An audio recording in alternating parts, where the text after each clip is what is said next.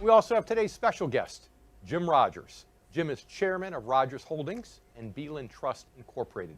He's also a very popular financial commentator. Jim, great to have you back here on The Income Generation. David, I'm delighted to be here, but David, I'm just a simple person.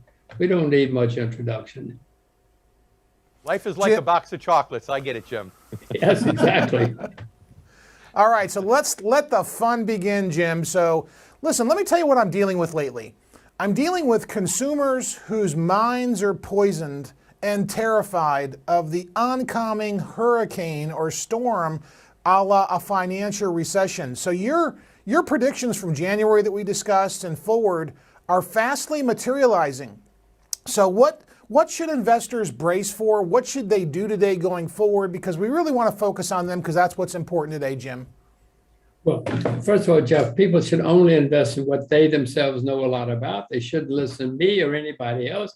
Stay with what you know if you want to be successful. If you listen to me and something works, you don't know what to do. You don't know why you bought it. If it goes down, you don't know what to do because you don't know why you bought it. So please stay with what you know.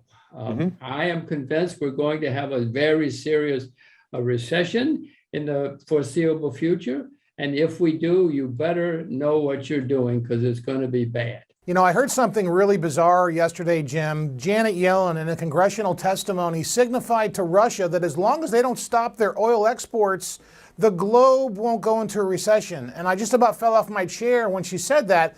And I reflect back to an earlier showing we had this year in January where you said the people at the Fed, to put it politely, weren't very smart. I think that was validated. I couldn't believe she did that. What do you think?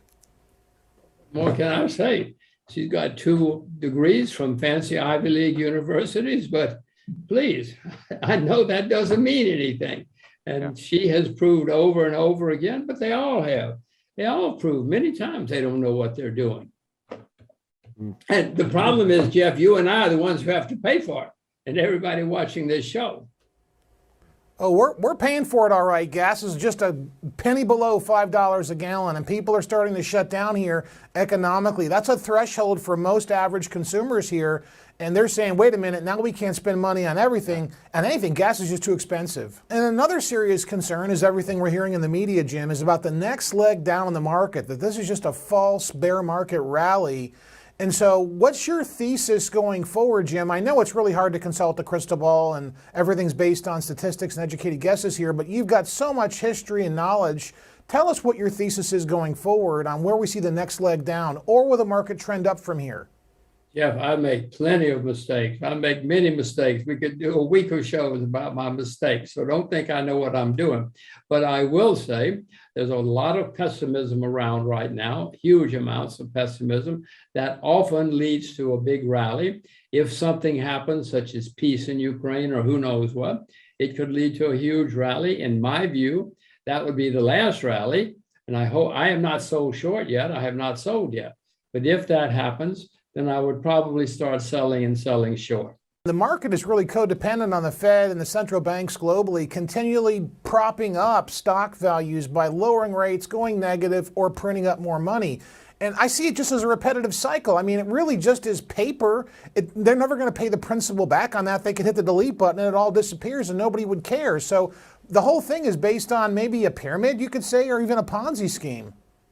Well, I wish it were that easy, Jeff. We just all print money all day long. You know, the Bank of Japan guy goes to work and he says he prints, his word, unlimited amounts of money. If that's all it's going to take, hooray, hooray, hooray. Won't it be wonderful? None of us ever have to work again. We never have to work. We just have to print money. It's not that easy, and it's not going to be that easy this time around. If they do just print money, inflation is going to get very, very serious. The currency markets are going to cave in, and interest rates are going to go through the roof. We'll have to have you back soon to get your play-by-play on how things are coming along. And don't ever forget, life is like a box of chocolates. Jeff Small, Jim Rogers, thank you both for being here with us today on The Income Generation. I love being on with you guys. Let's do it again. Thank you, Jim.